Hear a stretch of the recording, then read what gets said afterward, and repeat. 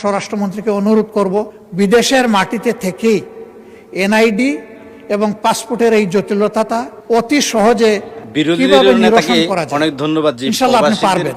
জন্য শুধু পদক্ষেপ নেওয়া, তার লিগ্যাল ইনস্ট্রুমেন্ট যদি তার হাতে না থাকে তাহলে ওই দেশে থাকবে কিভাবে?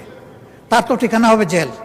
সংসদে ওই আকার একার নামের একটু অধিক সেদিক, বয়সের একটু সামান্য তারতম্যের কারণে এখন আর ই পাসপোর্ট হচ্ছে না। ফলে আমরা কিন্তু অনেকেই এখানে ইলিগাল হয়ে গেছি অলরেডি, আর কেউ কেউ হওয়ার উপক্রম। এই সংখ্যা শত নয়, হাজার হাজার। এই প্রবলেমটা কিভাবে সর্ট আউট করে সলভ করা যায়?